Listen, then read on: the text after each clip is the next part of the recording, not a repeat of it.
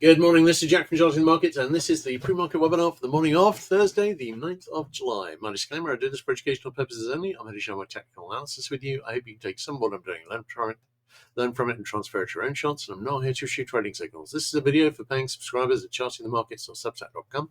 It's published on YouTube after a delay of 24 hours.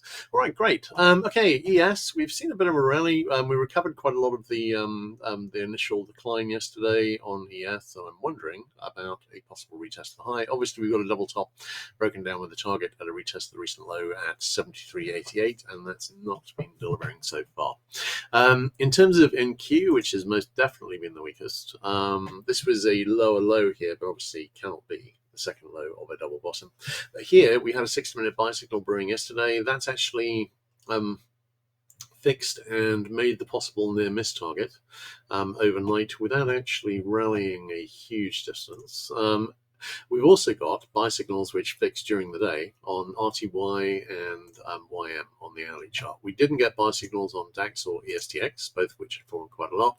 And Nikkei, this could still just about be a bull flag, and this could actually be an inverted head and shoulders forming here. So I'll just draw on the neckline here. So I'm keeping an open mind.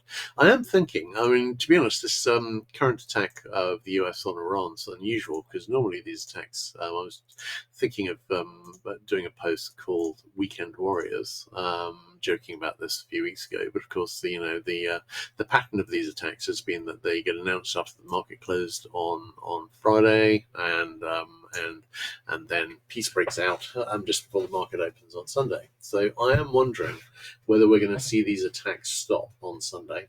And the Iranians haven't really been responding hard at the moment. I think possibly because the funeral of Ali Khamenei is still going on.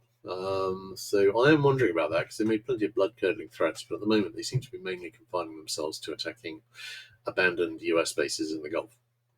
Which obviously is more of a symbolic message than anything else. We will see.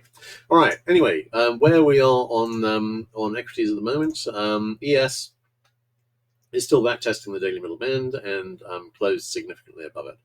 We closed at 75.28, and I've got the daily middle band at 75.02. So no support break there so far. In terms of the daily chart on SPX, we closed 40 points above the daily middle band after a test of the daily middle band and the 50 DMA, so that's holding so far as well. On the hourly chart, on the 15-minute chart, we've got a potential head and shoulders forming here. Hang on, I'll just draw in the neckline for that, and it's not alone.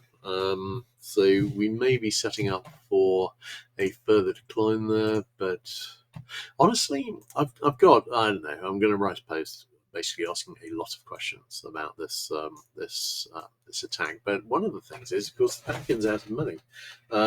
Trump's asking for another $350 billion, I think, to continue the campaign.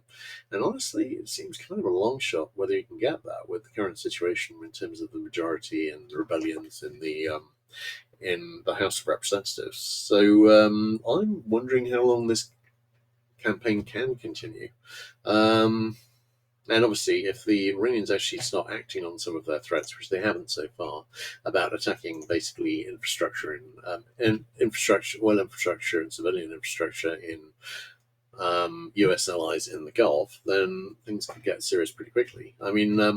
Trump was talking again yesterday about attacking desalination plants in Iran. That actually provides 3% of Iran's water, and most of the Gulf is actually more like 60 or 70%. They could almost make Bahrain uninhabitable with a couple of bombs. If they started doing that, then things could escalate really quickly. We'll see. Anyway, looking at the Qs, we actually managed to trade and close the whole day below the 50 DMA, which is not particularly bullish, and we were already below the daily middle band. Qs have been very, very much been the laggard over the last few weeks. Are we still forming a potential triangle here? Yeah, actually, it doesn't look too bad. We're getting pretty close to triangle support. We will see how that goes. Triangle drawn differently here has it slightly below, but this may be the right one. In terms of Dire, we haven't made it to the daily middle band, and we haven't made it to trendline support. This has been the strongest in the last few weeks, and I've got a pretty nice looking rising wedge here, which looks like an overthrow. And the next obvious target would be to hit and break this rising support, which I've got in about 516 area. So watching that with great interest, but we've not really seen any significant weakness so far. All right, let's have a look at the bigger picture chart on IWM. And IWM, we actually managed to close the whole day, trade the whole day, and close below the daily middle band yesterday, which was interesting, and that is a sign of weakness. Nothing on the hourly chart really. On the 15-minute chart, you can see we broke slightly below the rising support. This could just be expanding the wedge, but we have also got a decent looking head and shoulders here, which has completed, broken down, and has got a target in about the 286.8 area, I think, or 75. That may well be making a target here. I think we're on a rally here. I am wondering about another leg down tomorrow. We shall see how that goes. In terms of DAX, no divergence on the bigger picture. We saw it close slightly below the daily middle band, so we've got a possible start of breakdown there. And Nikkei, we did see a test move below the daily lower band, and we closed the whole day, spent the whole day below it, closed significantly below it, and of course we've now got the test of this rather nice rising megaphone that I've been watching. This obviously is an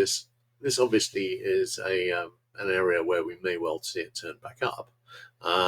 But if it doesn't, and we see it break down, then actually that could be the sign of something larger starting. All right, let's have a look at DX, which basically spent yesterday trading sideways. Didn't see a lot of action on the other currencies either. Euro USD went sideways. GBP USD actually went up slightly and made the double bottom target, which was nice to see. This overall could be a bad flag forming, but not a high quality one. USD JPY, pretty close to retesting the high. Still looks like a bull flag forming on USD CAD. Australian dollar could be a bear flag forming. NZ it could easily be a bear flag forming. We shall see. All right, let's have a look at ZB. ZB, we've still got a 6-minute buy signal fixed. Obviously, we've had a 6-minute buy signal fixed all while we've been moving down here. Overall, on the bigger picture, there's a pretty good case that this is a rising wedge which has broken down, and that rising wedge is a bull flag. We will see how this develops from here, but we may well be on the way back to the lows. And if the Iran war escalates, then we probably are back on the way back to the lows. So we shall see. I'm liking the setup there to go back to the lows, and certainly we did have some bullish indications at the beginning of the week, and they have not delivered. In terms of ZN, doesn't really look like a retest of the high is necessary. Again, this looks like a bear flag, which is broken down with the retest of the low. Again, we've got a 6-minute buy signal fix, and again, that hasn't been doing a great deal. All right, looking at oil. Now, oil, one thing we had brewing yesterday at the open was a possible 6-minute sell signal, and that is now fixed on Brent and on CL. So we had a little head and shoulders. I'll just show you. I'll just pull down the my shorter picture chart because I'm keeping a pretty close eye on this. And all right, okay, we actually had a little. This is the 1-minute chart, which is obviously very close up. But we had a head and shoulders which formed and broke down on WTech, but is actually pretty close to failing. I'm wondering whether what we're actually seeing here is a bull flag form, which would make sense. Looking at Brent, the head and shoulders hasn't failed yet, but it's not far away. Head and shoulders, fairly steep, broke down, got quite a long way to the target, but then has rejected. And again, I'm thinking this is a bull flag forming. Where is this likely to go? Well, market and news and general chaos permitting. I've got my eye on. Hang on, wait a second. All right, looking at the daily chart, we are still holding the daily middle band as resistance, but if we go higher than that, I've got my eye on this area here in 82, 83, and I'm thinking we may well reach that on another leg up. This would be a nice area to set up a potential double bottom. So waiting to see if we get that. At the moment, we've broken over this decline resistance, and we've just back tested it so far, which is not particularly bearish. On WTIC, we didn't form an IHS here, but I'm thinking we may well get up into the 79.80 area and form an IHS right shoulder there. We will see how it goes.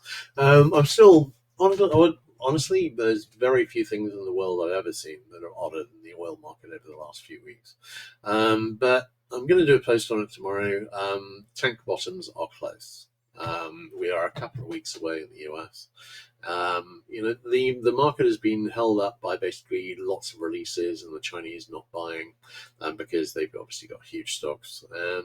But we're pretty close to the stage, especially with Russia having just bailed out of the diesel market and probably not coming back just because the Ukrainians have shut down so many of their refineries. We're getting pretty close to the stage where we're going to start seeing obvious shortages, certainly in Europe. The US makes enough. Has enough oil of its own to not actually run short of gasoline or diesel. That doesn't really apply to the rest of the world. We're going to start seeing shortages soon.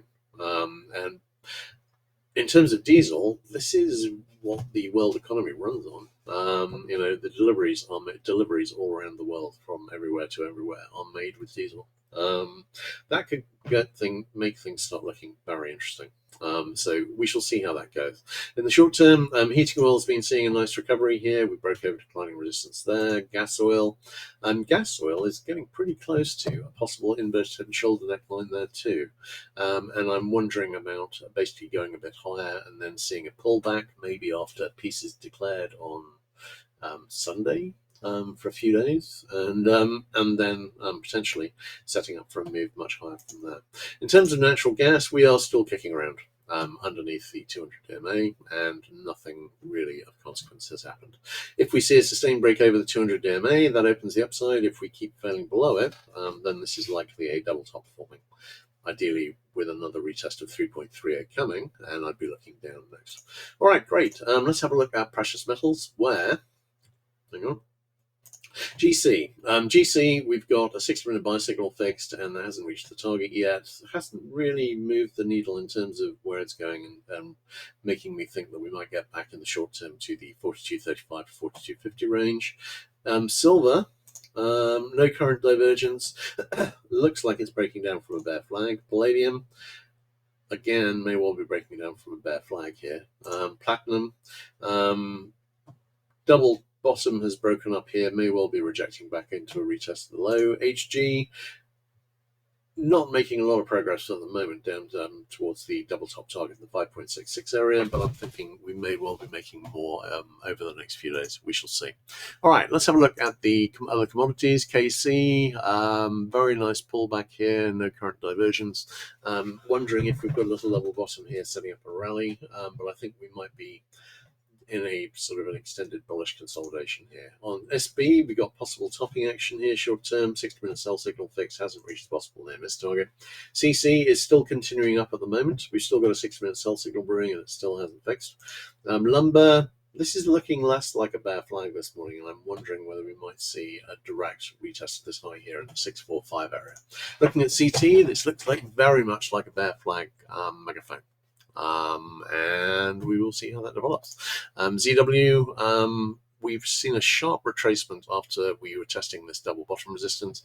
No conviction breakup, but I wouldn't be surprised to see one. Corn, nice back test of this broken resistance level. And we've got the sell signal made target, and we've got a weak 6-minute buy signal fixed. That may well deliver. Soy, consolidating. 60-minute sell signal has reached possible near miss target. ZL has broken up from the double bottom with a target in the 70.33 area, hasn't made that yet. Live cattle has gone back and basically retested this low, or at least almost. Waiting to see if this will deliver any upside here. We don't have a 60-minute buy signal fix. There's no current positive divergence, but we do still have some unfinished business at a retest of 251.50, but that's looking quite a way away at the moment. HE, we are still in the bear flag setup. We shall see how it goes. All right, great. Let's have a quick look at questions, of which we have none. In which case, I think that's a wrap. I will see you guys tomorrow, and just to repeat, I am wondering very much whether, and I'll be talking more about it tomorrow, I'm wondering very much whether the current run of US attacks is going to end on Sunday night.